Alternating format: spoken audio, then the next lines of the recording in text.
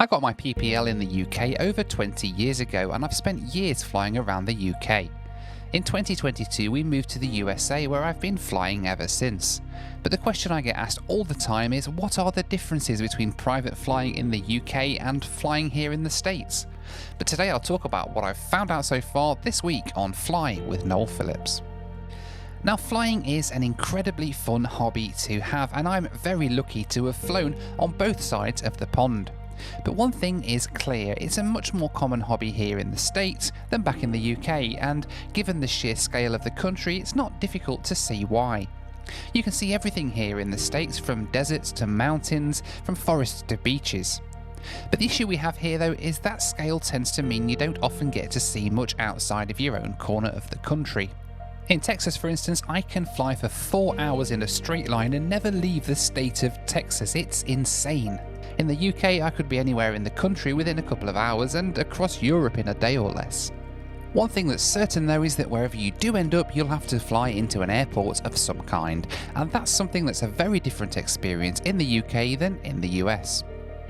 Now, aviation in the UK tends to be a fairly rural affair. Most airfields are out in the middle of the countryside and tend to be either on sections of former RAF airfields or otherwise on smaller grass airstrips on a farm somewhere.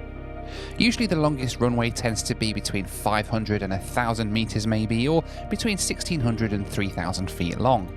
They tend to be a mix of either grass or hard standing and can be a great challenge to land at. This makes for some really unique challenges, be it avoiding power lines on approach, avoiding a farmer's hay bales on short final, or in the case of Fishburne, descending into a valley and then landing on an uphill sloping runway. But compare this with the US, where most airports are publicly owned and as a result come with all the bells and whistles. In my experience, you rarely see a runway below around 4,000 feet or around 1,200 metres. Airports are controlled very differently here too. In the US, airports are typically either controlled in Class D or higher airspace with a tower controller giving you instructions, or uncontrolled with a CTAF frequency or traffic advisory frequency, where everyone announces their position and intentions on a central frequency. Southwest traffic 006 Echo, final runway 9 touch Echo, Southwest traffic. This frequency is typically shared with several other local airports too, so you'll usually hear traffic for several airports all at once. In the UK though, controlled airports work in much the same way, with a tower controller giving instructions. Takeoff name Bravo, Flight Golf 27, clear takeoff, surface wind 290 degrees, 10 knots. Clear takeoff, Flight Golf runway 27, Golf name Bravo. When airports are uncontrolled though, it works a little bit differently. Even uncontrolled airfields usually have a physical control tower with someone working the radio. They'll typically give you information such as the wind conditions at the airport or information about other traffic.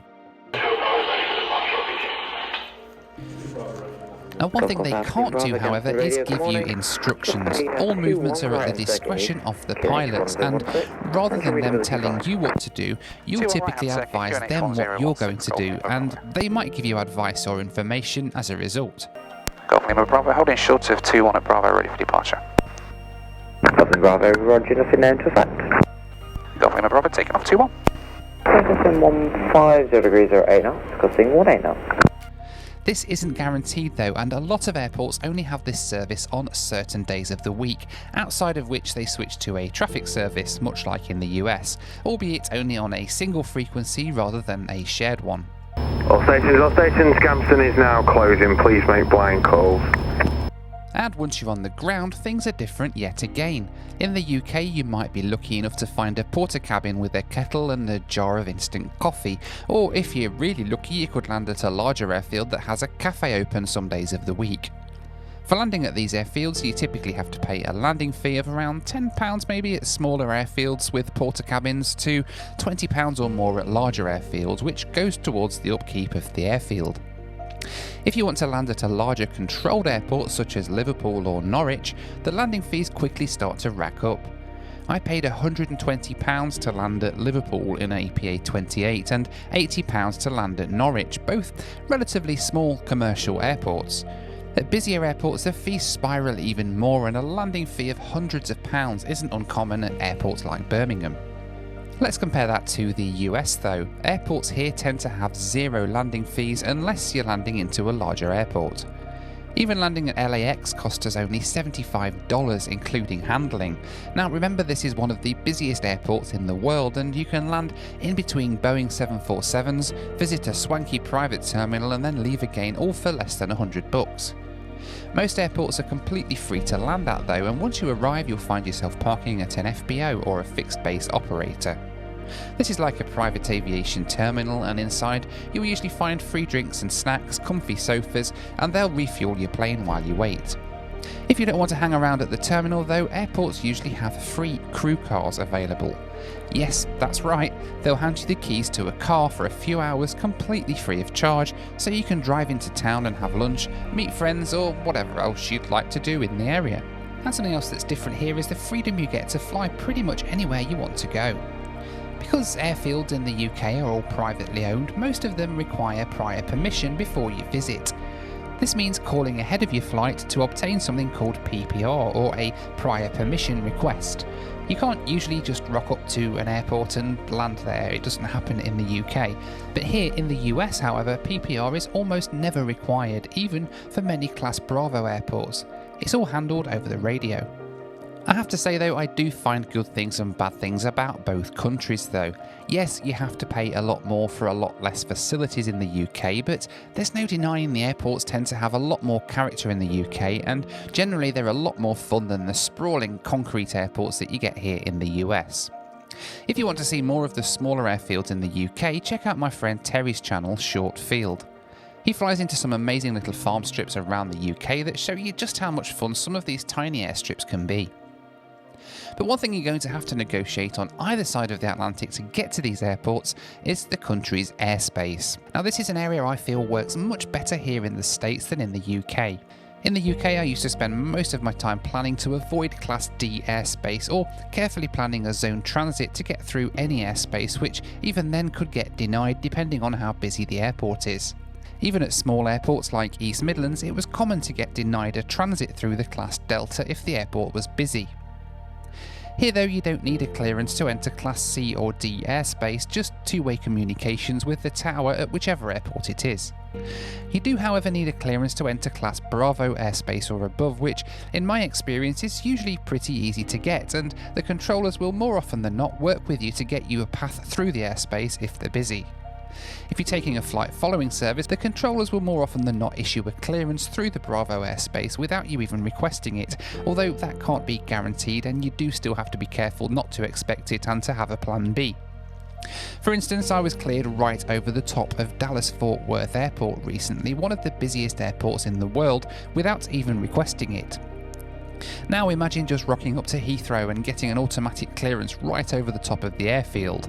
Back in the UK, you can't usually get within a 10 or 15 mile radius of Heathrow Airport in a light aircraft, and anyone requesting a clearance over the top will likely be told to politely sod off. But something that doesn't change wherever you are in the world is having to deal with the weather.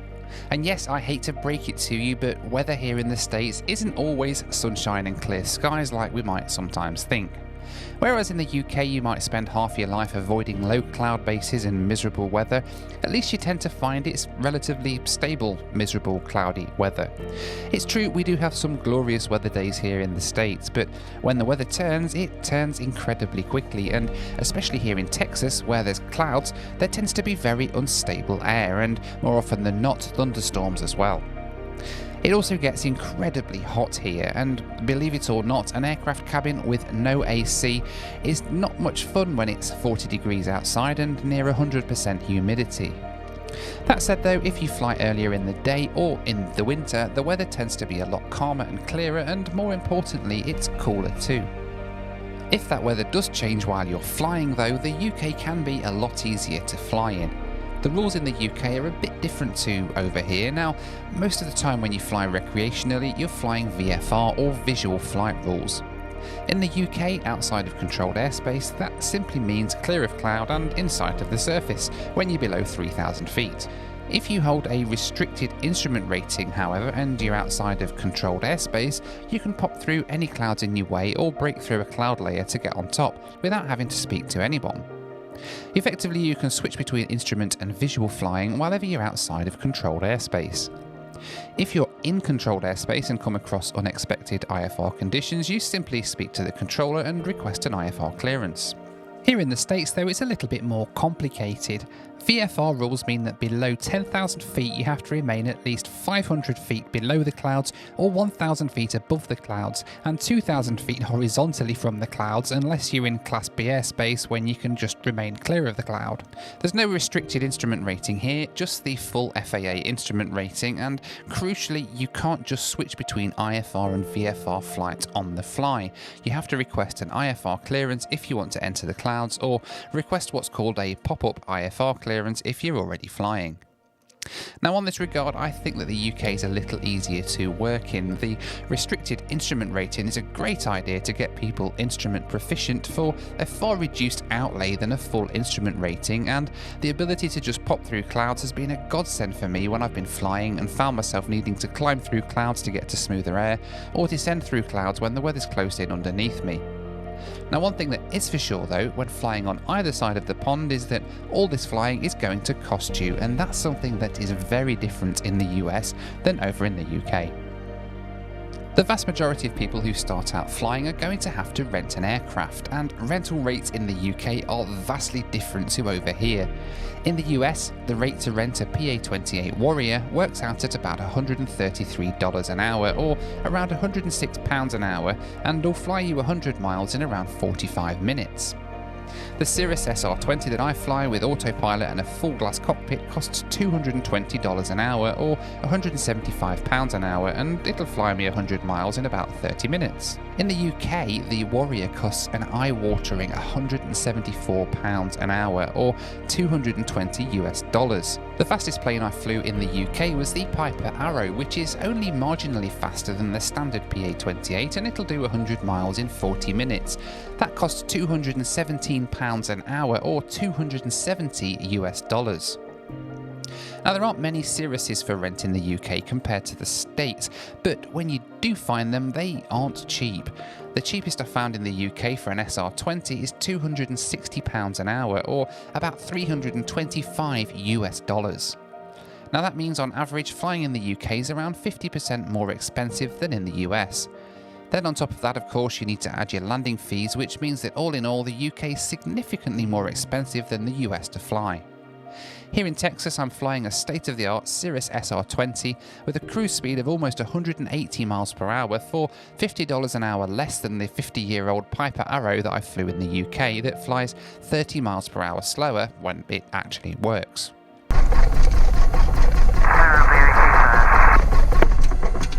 There are so many more differences in flying over here in the US than in the UK. I could talk all day about some of the things that I've found since we've moved over here. Let me know what you'd like me to talk about next down in the comments, and in the meantime, thank you for watching, fly safe, and see you next time back in the skies.